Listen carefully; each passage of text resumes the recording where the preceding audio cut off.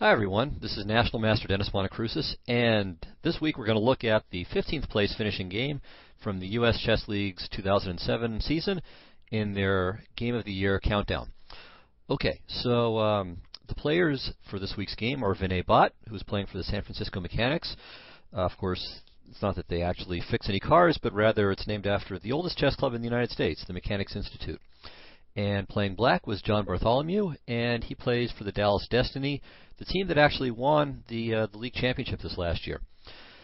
This match was finished in a tie, 2-2, and so Bhat's victory for San Francisco was actually very, very important. So he managed to hold on for the team to equalize the scores. So a very important match. Not sure how important it was for the playoff implications, so I could probably have checked that out. But this was actually this took place pretty early in the season. I think it was the second or third week. So anyway, very interesting game.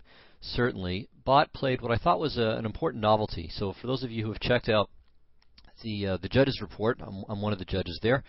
I had made a comment that he played a really very strong novelty. Now, as it turns out, as we'll see when we get there, someone else had beaten him to the punch by about a month or so, but it was a very good move.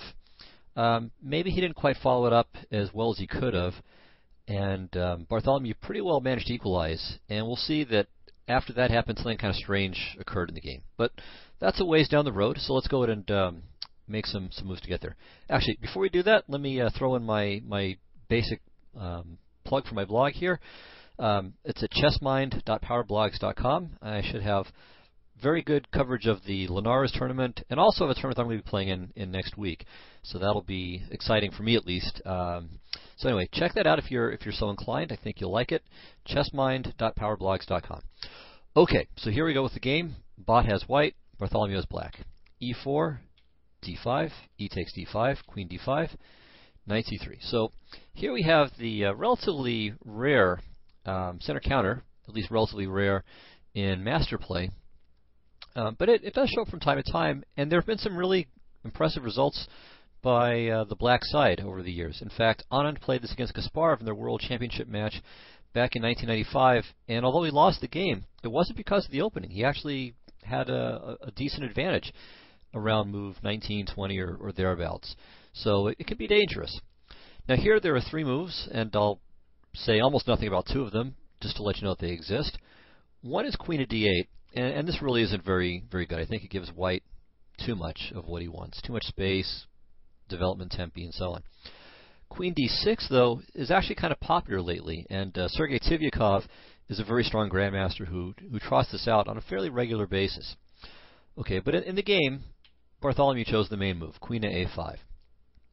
Okay, D4, and now again, I want to say a little bit about this position, because in amateur play, one very common approach for black is to go for this kind of ultra-aggressive plan of development with Knight F6, Knight C6, Bishop G4, Queen H5, and castles long, with kind of a twofold idea. One is to really gang up on this D4 pawn, and the second is sometimes to play E6, so that pawn goes to E5 sometimes too, Bishop to D6, and then pray for checkmate against white's king on when a castle's kingside. So white has to be a little bit careful about how he meets this, but there are very good ways, and this approach by black really is out of business among serious players. So let me show you how this can try to go for black. Okay, so if he tries Knight C6, for instance, if he tries to go about it this way, then simply D5 is good for white. So black should be a little bit more refined in his approach. So Knight F6, and this is actually the main move here. Knight F3, and now if black plays C6, which is probably the best move, it'll transpose to the game. But let's say he plays Knight C6. Now what he's hoping for is this. Okay, Bishop to C4, Bishop G4. Let's say white plays Bishop to E3. Castle will be kind of similar. Castle's long, castle short. Now Queen to H5. And black is ready to play, again, as I said, E5, really trying to breathe fire against this D pawn, or to play E6 and then Bishop to D6 with the threat of Bishop takes F3 and Queen H2 mate. So that's the idea, that's the dream. But white can pretty easily thwart this as long as he's aware of it and takes some steps in advance.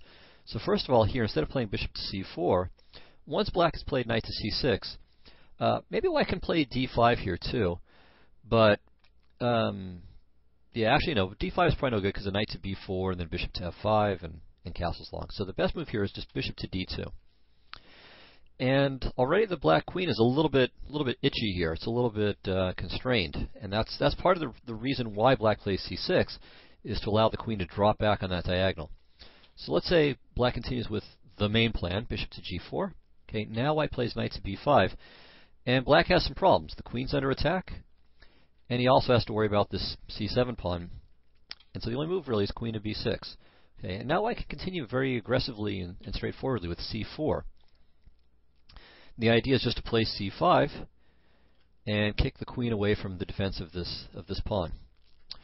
So if black tries to play rook to c8 to substitute defenders, well, that's still no good. White wins the queen. c5.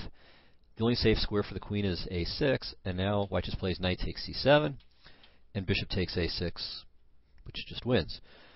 So after c4, black should play bishop f3, and then take on d4. But even here, doesn't win a pawn because the b7 pawn is hanging. And after probably the best move, queen to e4 check, white just trades queens and plays bishop to e3. And this position should be clearly better for white. So he's got a better pawn structure. He's got the bishop pair in a situation where it's very much to his advantage. So white should be very happy with this. So for reasons like this, variations like this, black, at least in master play, avoids these knight c6 variations. Okay, so Bartholomew played c6 here. As I said, knight f6 first, and then c6 next move is more common, but it just transposes. It doesn't really matter. So knight f3, knight f6, bishop c4. And now here, black has a choice. He can also play bishop to g4, and white will often just kick the bishop with h3 and then g4. But this is just a different line, so we won't bother with that. There's plenty to discuss in this game already. Okay, so bishop to f5, bishop to d2, and the idea is to play knight to d5 and double black's pawns after knight takes f6. So black plays e6, which takes care of that. Now here I was kind of goofing off when I was doing a little test of the equipment here, and I thought of an interesting idea. Unfortunately, it's been played before, but very rarely, and this might be good for a quick win in a blitz game or two. So the cute little idea is to play d5. And this, as we'll see, occurs later in the game in a fairly similar setting. Now, if black plays as if nothing's really happened, just plays c takes d5, well, we'll see the trick. So knight takes d5, discovering the attack on the queen, of course. And if queen to d8, which again has in mind preserving the integrity of black's pawn structure, then knight f6, queen f6, bishop g5, and white just wins, because when the queen moves someplace safe, there's queen to d8 mate. So kind of a cute little cheapo. Again, it's really just good for blitz, but it's a neat little idea. Unfortunately, black can to some extent ruin it, but white's still okay. The best move is queen to c5.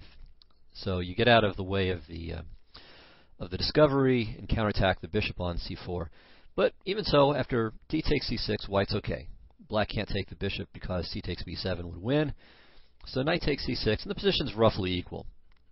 So not as much fun as it could have been for white, but this isn't bad. So as a trick in bullet or blitz, might be worth trying, but definitely not best. Okay, the best move is the move that Bhat played, knight to d5, queen d8, takes and takes. Of course, with the d pawn, bishop to g5 just doesn't really do anything anymore. All right, well here white plays a good move, but again, very well known, queen to e2. And the point of this is that, first of all, white would like to castle long. The second point is that he's preparing d5, thanks to the pin on the e pawn. And notice that black can't really play bishop to e7. That closes the line, so d5 would just be a blunder. But now white has bishop to g5, which prevents black from castling.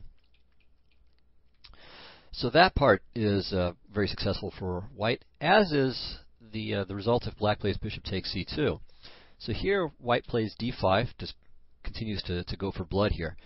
And black has a couple of choices, but neither is really all that appealing. If he tries queen takes b2, white castles, And now the threat to grab on e6 is really serious. So black pretty much has to play c takes d5.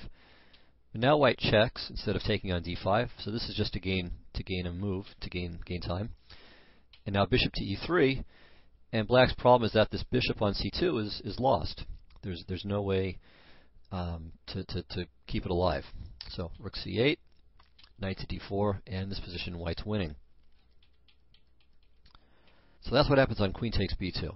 If c takes d5, well, something similar happens. Bishop to b5 check, bishop to c3, so we've got a double attack. We're hitting the queen and the bishop, so queen g6 is the best move. Knight to d4, ganging up on both the bishop and the knight on c6. Black might as well grab the g-pawn, and now after rook to f1, again, white is, if not winning, pretty close to winning, since he's winning pretty serious material. And also black's king may have some danger as well. So this is a very good reason for black not to take the c2 pawn. And since he can't, white's actually in very good shape. Okay, so black plays bishop to g4, which is a good move. White castles, knight to d7, and now d5. Okay. So this looks kind of scary, and white's results in this variation were actually very good when this line started getting popular in the mid-90s. But black at least seemed to be okay, though I think the novelty, or really Sanduliak's novelty that Bhat repeated, may leave black in a little bit of trouble. So maybe there's some interesting action still to be had in this variation for white. Okay, bishop takes f3, g takes f3, cd, bishop to d5. And now here black has a choice between a couple of moves, though maybe one of them isn't so good. But it's very cute, and against a player who's not really well prepared for white, it could work out quite well. All right, so the interesting move here is bishop to a3. So it's a cute little trick. Of course, white can't take the bishop because he gets mated. That, of course, should be avoided. And bishop to c3 is better, but it's not so great either. Black just plays queen takes c3. White can take the bishop now because there's no mate on a1, but still, this is obviously favorable for black. So the right move here for white is c3. And now the point of bishop to a3 is black can castle here. Of course, white doesn't want to take the bishop because it'll destroy his pawn structure. And bishop takes b7 doesn't really make much sense either, I think, because just bishop takes b2 if nothing else, and rook to b8, followed if necessary by knight to c5. And black wins the material back with a great game. So the right move here is just to retreat the bishop, bishop to e4, and now bishop to e7. And here h4 is very strong. So this is a bit of analysis from Shirov, improving on what he actually played against Valery Salov in a game from Madrid in 1997. So it's a long analysis, but it's really pretty. So we'll go through this a little bit quickly, but still I think it's worth your seeing. Okay, so white's threat is to play bishop to g5, winning a piece. So black plays h6. What's nice about it is that h6 really doesn't stop the problem. Bishop to g5 anyway. Okay, black has to play h takes g5, again, or he's losing a piece. Now bishop to h7 check. So another nice shot. Of course, black can't take the bishop because h takes g5 discovers check with the rook, and the queen's lost. So king h8 is forced. H takes g5. Queen g5 is best. Queen f4 check is also possible, but it loses too. We won't look at that though. So king to b1, knight f6, bishop c2, discover check, king g8, rook d to g1, queen f4. And now it might look as if black is okay here, but white still has more attacking resources at his disposal. So queen f1 prepares to play queen h3, and so black really needs to kind of clear out of town here. So with g6, he's starting to do that. So that way, on queen h3, actually, what does he do on queen h3? Let me figure this out quickly here. So if queen h3, I guess he can just play knight to h5. Is there anything better? Oh yeah, of course, just king to g7. So kind of silly there. Excuse me for taking a couple of minutes to figure that out. Well, a couple of moments to figure that out. But yeah, that's the basic idea. Everything's covered. So queen g2. And now the threat is, of course, to rip on g6. So now black has to clear some more room. Rook f to d8, and now bishop to c5. So the king can try to escape on the dark squares here, f8, e7, and so on. Even so, it doesn't quite work. So bishop takes f7, queen g7, rook h8. It's not quite mating. Knight to g8, and now rook takes g8 wouldn't be so good. Just bishop to f8. So the best move is queen g8, and now a few more checks. And remarkably, black just can't escape from this this bind that he's in.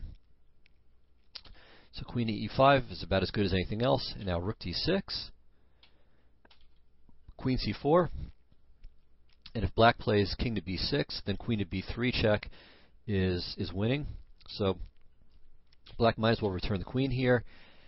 And the upshot of all of this is that white has a probably one endgame. The two rooks are quite good, but given that white has a majority on both sides of the board, it's probably going to be enough to win. But it'll still require some technical excellence on his part. So very long analysis. This is actually move 38. And the line started on move 14 with bishop to a3, and h4 with move 17. So very long analysis, but very forcing. And it seems to be right as far as I can tell. Okay, so now that you're all great theoretical experts on what happens if black plays bishop to a3, we should take a look at the main move, which is castling long. And this is what happened in the game. Now, this looks kind of dangerous. I mean, the queen side is a little bit open. I mean, there's the open c file. The bishop on d5 is on a nice diagonal. But it's not that dangerous. So black has to be careful, but she shouldn't get mated with proper play. Okay, bishop to e4, of course keeping the bishop and keeping it on that good diagonal. So queen e5. So this is a good move.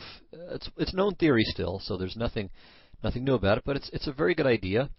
So that way the queen can come back to c7, and then the bishop goes to d6, or maybe c5, and black's king is very well covered up, and black finishes his development in a very harmonious way.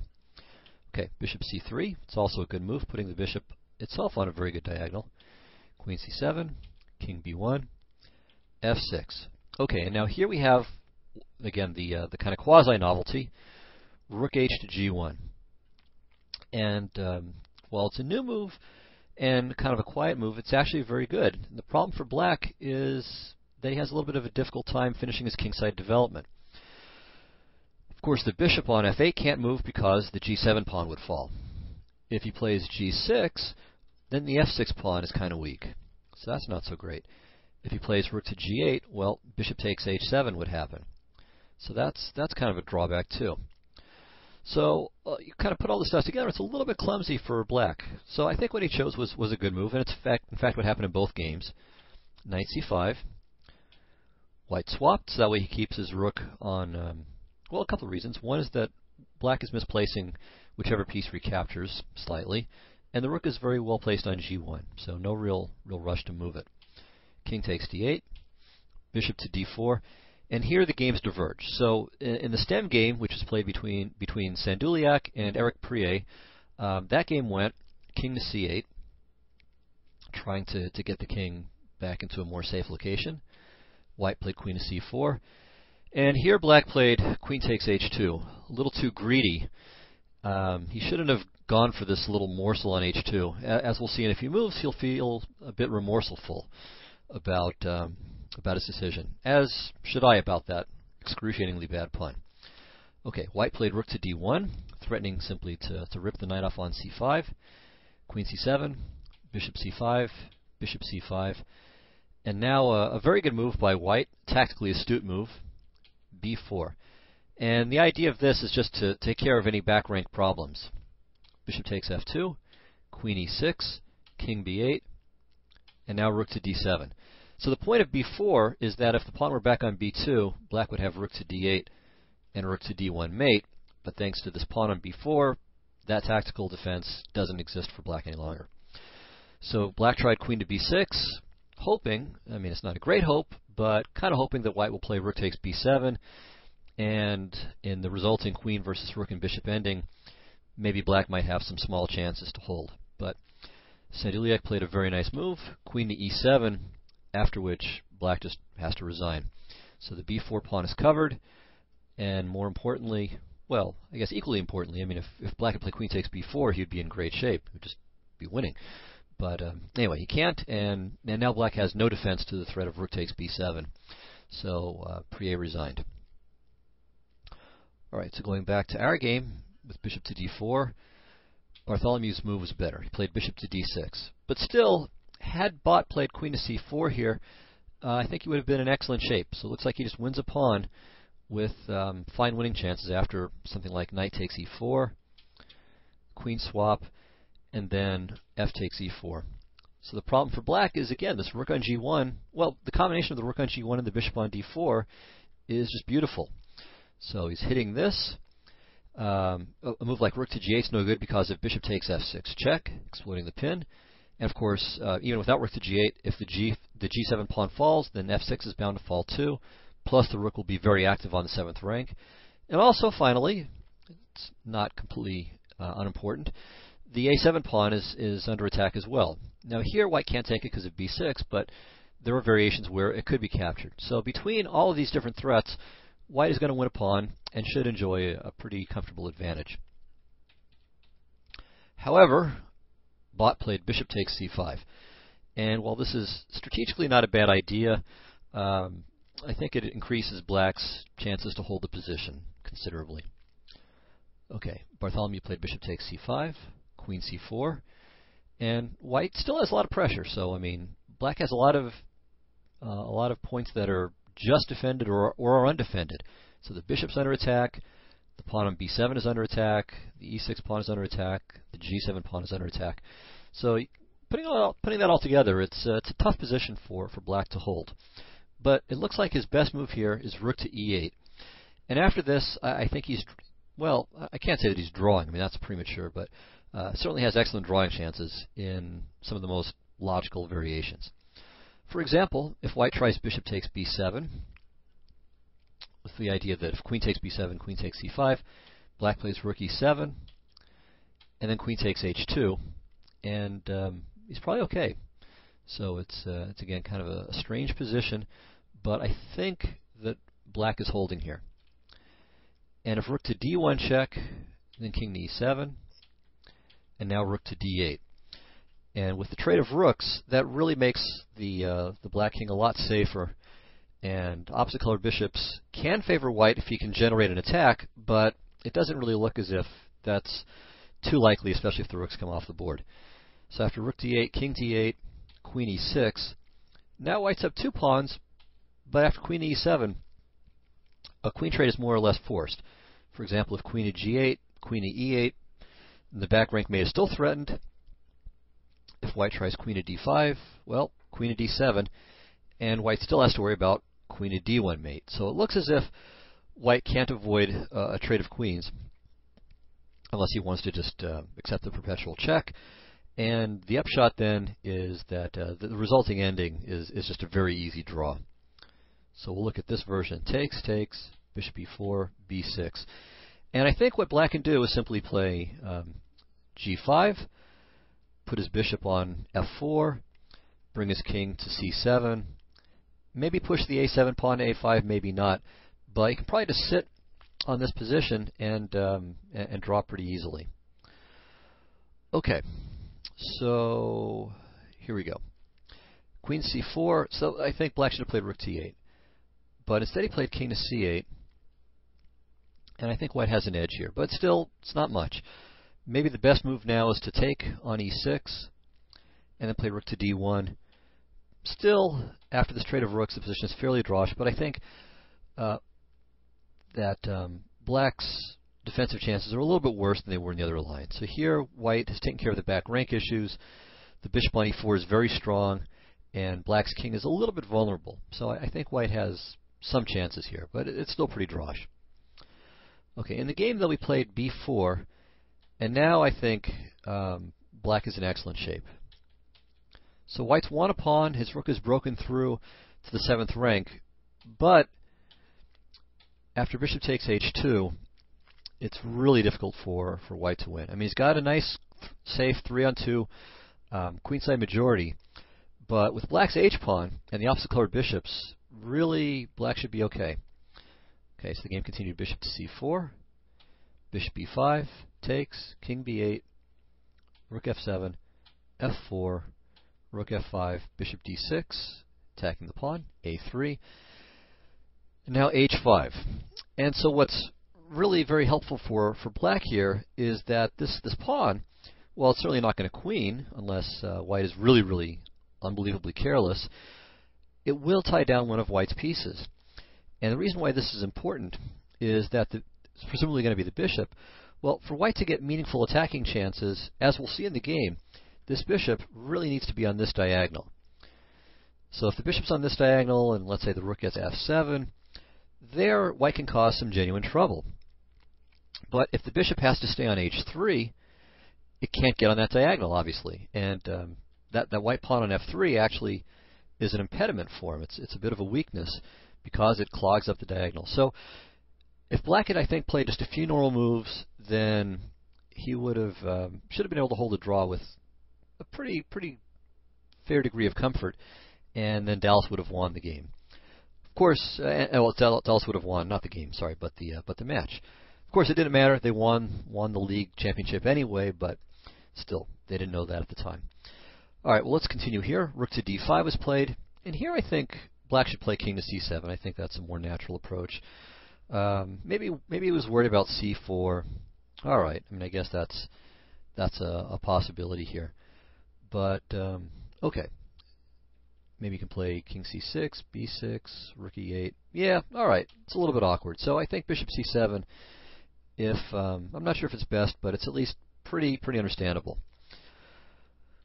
White played king to b2, and here black basically gave away the game in a single move, unfortunately. If he had played bishop to b6, or really just about anything, he would have been fine. So it would have been almost surely a draw. But instead he played rook to e8. And here, see if you can figure out what's wrong with this move. So you might want to stop the recording, take a quick look, and see if you can solve the problem. All right, the answer is that white has a nice little tactic. Rook takes h5. So it doesn't have to bother with a move like bishop to f7 here. You can just simply capture right away with the point that rook takes e6 is met by rook h8 check. And it's even worse than this really for black, because not only do we get rid of the opposite colored bishops, but white's going to win the pawn on f4, after which he's going to have a majority on both sides of the board. So this position is just simply lost for black. Really, there shouldn't be much chance at all for him to hold the game. So Bartholomew was absolutely correct, after having made his mistake, not to take the bishop on e6, and chose instead to play a5. And this is reasonable. So he takes care of the back rank problem. So now he is threatening to capture on e6, and he's trading a pair of pawns. And that's a good rule of thumb. When you're down material, when you're down, let's say, a pawn, and especially when it's an endgame, trading pawns is, generally speaking, a good idea. Of course, when you're up material, you don't want to trade pawns, but you do want to trade pieces. So that's the standard basic dynamic as far as exchanging in the endgame is concerned. Okay, white played bishop to c4, a takes b4, a takes b4. And now quite a bit of time goes by before white really executes the basic plan here. So this actually would be a good moment for you to stop the recording, not because there's a particular tactic you're going to find, but just try to find the right regrouping for white. So what should white do to make progress? So we're not looking for necessarily a full winning plan just yet, but we do want to figure out how white should try to make progress. You know, how should he arrange his pawns and his pieces to improve his position? So again, I think it's worth taking a couple of minutes, try to solve that. It's an excellent exercise in basic endgame technique. And once you've done that, we can proceed. Okay, so here I think is the basic way that white should try to arrange his pieces. The first thing he should do is to take this bishop from c4, where it does nothing, and put it on this diagonal, which we mentioned before. So bring the bishop, let's say, to d5 and to e4, or maybe d3 and e4. Might be a better way, depending on circumstances. And once that's achieved, white has already gained several things. For starters, by doing that, he's exerting pressure against this pawn on b7. Secondly, he's protecting the pawn on f3, which is a pawn that is worth keeping. third, it really kind of clogs things up for this rook on e8, so it can't get in via the e file, and it only has the one target on f2, and even that is something that it might not be able to exploit, as we'll see later on. Okay, so that's the first thing. Secondly, of course, he should get his queenside pawns rolling, and really what he wants to do is, let's say after a move like king to b3, to play c4 and c5. And the right way to advance these pawns is to advance whichever pawn goes up further to a dark square. Because if you advance to a light square, there's the danger that black could blockade. So let's suppose that white's pawns are on b3 and c4. On c4 and b5. So if the pawns are here and here, well, just imagine black plays b6 and bishop to c5. I mean, once that happens, the game might as well be agreed drawn, as long as the f pawn is safe. So let's say the bishop is on c5, the pawn's on b6, and the rook is on f8. That's almost 100% likely to be a draw at that point, unless there are some particular tactical features of the position. So that's how white does not want to advance. He wants to put the pawns on b4 and c5. So we put this here. The bishop goes to e4. And if the rook can go to h7, great. Black might try to kick it off, but that's at least a goal. And then the white king will go to b3 and c4. And finally, what white would like to play then is b5 and b6, at which point he would have a winning attack on this pawn on b7. Okay, so that's the plan. White could have achieved it very quickly, but from what I understand, he was actually in very serious time trouble, essentially making all of his moves on his increment. So white wastes a fair amount of time, but he's trying to figure things out and trying to gain time on the clock. So we can be merciful about all the wasted moves that he makes. Honestly, it's just good strategy given the situation on the clock. Okay, now here we can actually think about this for a moment. So could black have grabbed the f2 pawn? Well, the answer is that he could, of course, but he shouldn't. For one thing, it's really not a very important pawn. I mean, he doesn't gain a whole heck of a lot by taking it. But more to the point, there's a tactile problem with the b7 pawn. So rook h7, and now b5.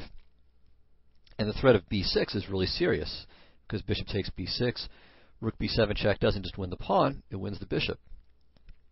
So let's say black plays king to c8, so that way there's no fork. Well, in this case, rook h8 check wins the pawn, because if black tries to play bishop to d8, then he loses the bishop, like so. So he'd have to play king to d7, but then the pawn's gone, and with two extra pawns, white should win pretty easily. Black should not be able to execute a blockade on the dark squares there. Okay, so the point of that then is that black should not go grabbing the f pawn. So he correctly plays rook to d7, and now white continues his expansion. Again, taking on f2 is not such a good idea, so black plays rook to d1.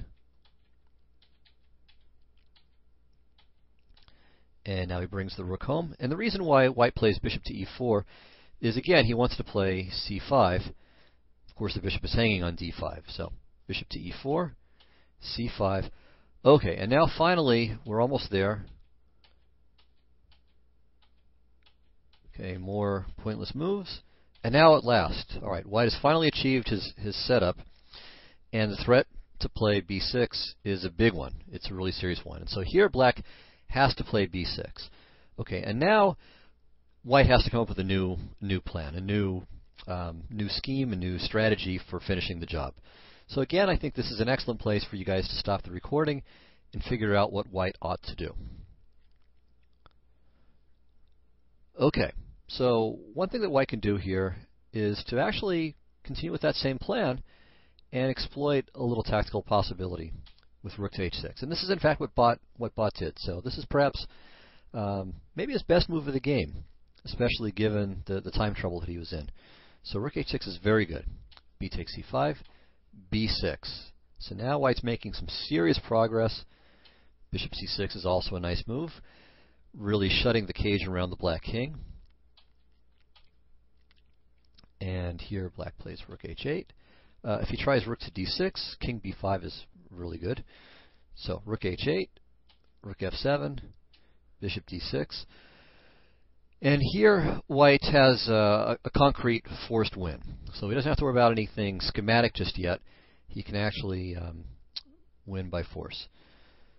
So the right way to do it, actually, this is another good place for you to try to stop the recording and see if you can figure it out. It's with rook to d7. Okay, now black has a whole bunch of moves that are really bad. We'll kind of plow through them here. But basically, the idea is that what black can't allow is some version of b7 followed by rook to d8 check. I mean, if black allows this, the game is just over.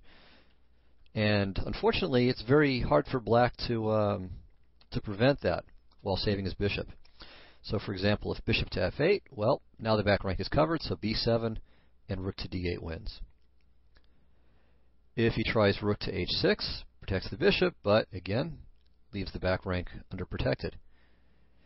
If he tries rook to d8, again that protects the bishop, but b7 wins the rook and then promotes.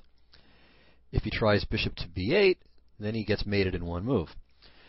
So all that's left is bishop to e5, and now white can play like this. King to d5, taking advantage of, again, this bishop's lack of sufficient squares. All right. If he plays bishop to f6, then I believe that, let's see. Just trying to see if there's a faster way. Okay, I think just rook to a7 is the best move here. Threatening rook to a8 mate. The black bishop can't get back to b8 because simply king takes e5.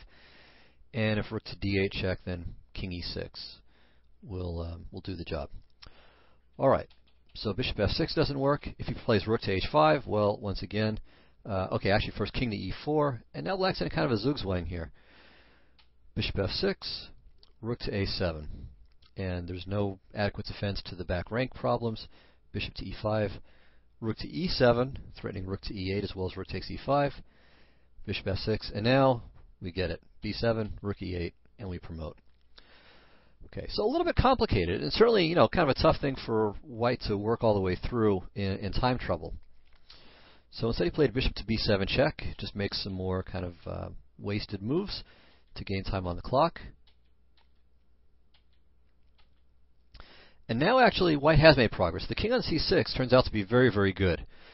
And actually the bishop on e6. So he did find a good setup here.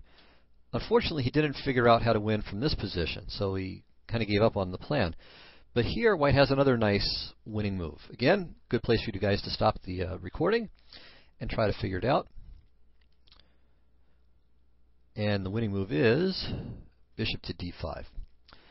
So it's kind of funny. We're setting up this battery, and white's idea is just to move the rook away.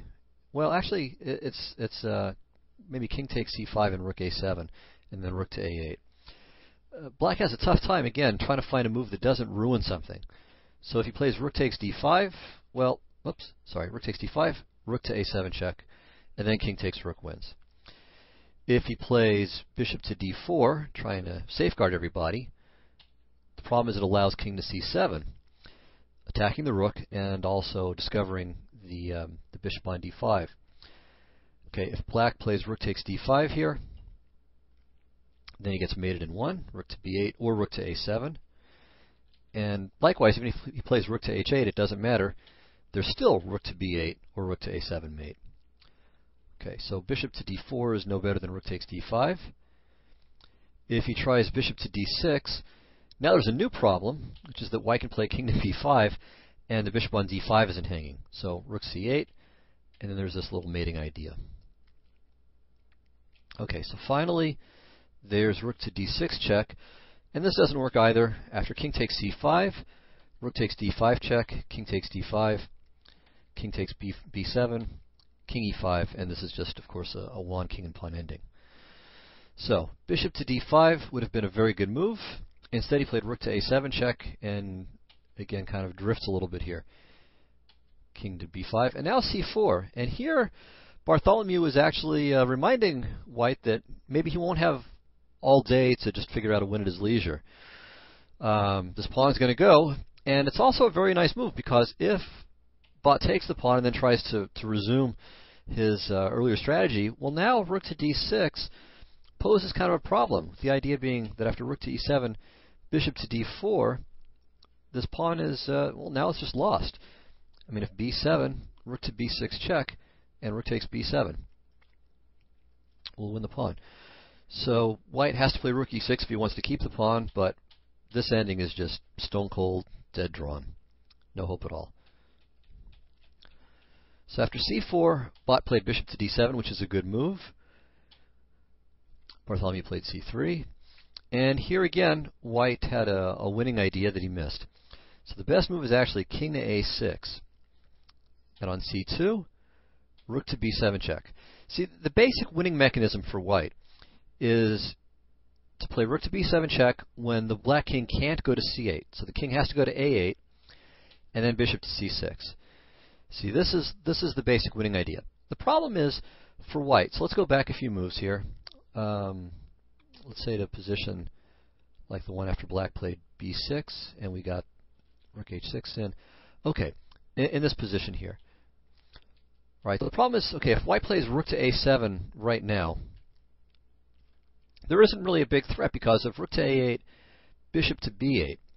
Okay, so this is a great idea for white, but he has to eliminate that defensive idea first. And the way to do it is to force the king to go to a8. All right, and the way you do that is by playing rook to b7 check at a point where black's king can't go to c8. Okay, so that's the big idea. And all of the tactical ideas that we've looked at so far where white had a concrete forced win, they were all based on that idea. Okay, so going back to the game, so c3, king a6, c2, rook b7, king a8, bishop c6, and black is now defenseless against this idea of rook a7, rook a8. All right, but in the game, Bhat played bishop to c6, and once again, this allows the black king to get back to its safe square on c8. So again, white is no longer winning here, or at least not clearly winning. Okay, if he tries this, he wins the pawn, but it's difficult for him to win. I mean, the pawn on b7 is very difficult to advance now, pretty obviously. So the position we've got here, for example, white's better, and white can torture black for a long, long time, but is it winning? That I'm not sure about. So this is not so easy. Okay, so we played bishop to e4. Here black can play, I think, rook to d2 as well as the move that he chose. And again, just to kind of zip through a variation here, where where white's pawn gets to b7, but it's just tough for him to further advance it. Even when he wins the c2 pawn, which he can pretty well do by force, it's just really difficult for him to win. Black will put his bishop on d6, and white's king is going to have a hard time kind of cutting through anywhere. The f4 pawn is safe. How does white win this? Maybe there's a way, but it's certainly not easy. All right, so back to this position after bishop to e4. Black played rook to f8 instead of rook to d2. But here, too, he's still hanging in there.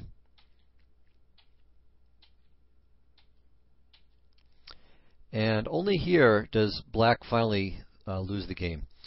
So if he plays king to b8, again, it's hard to see how white's winning. King c6 just doesn't go anywhere at all. And if he plays b7, then bishop to c7, and black is all right. So he'll, again, have this very strong, very solid dark squared blockade. And if you can find a win for white, that would be excellent. And I really look forward to seeing what you come up with in the notes, in the comments to the game. So that would be terrific, but it won't be easy. However, after Bartholomew's move here, king to b7, now, unfortunately for him, this just loses on the spot to the move rook c6. So white played this, and here black resigned. He's just losing the bishop, unfortunately. So it's just a one move blunder. So the point is, after bishop to e7, takes. This wouldn't be any problem if black's king were on b8. It would just be an easy draw. But here king to e6 is check, and white wins. So a really unfortunate finish for, actually in a way, for both players. I mean, Bhat had played a pretty nice game. I mean, his technique was okay. It was a very nice opening. Played the middle game all right. Made an inaccuracy at one point, but by and large, he had played quite well until he achieved the winning position, and he just couldn't figure out that idea with the rook and bishop, how to deliver the mate there. And kind of drifted away, and Bartholomew defended really well after his initial blunder, and then he threw it away at the end once again. So a really tough game. I mean, a good hard fight, and just kind of an unfortunate finish there. But an interesting game, a very full battle, and that's really how chess works most of the time. I mean, we all make mistakes. I mean, if you put your games and test them out by Fritz or Ribka, I mean, you'll see. I certainly do, more than I would like to. Just how many errors there are, usually small, but sometimes big ones. And the key is just to keep battling. So a very interesting game, a good hard fight. I hope you enjoyed it, and I'll see you next week with the number 14 place finisher in the game of the week. The game of the year countdown. So thanks a lot, everyone. Bye.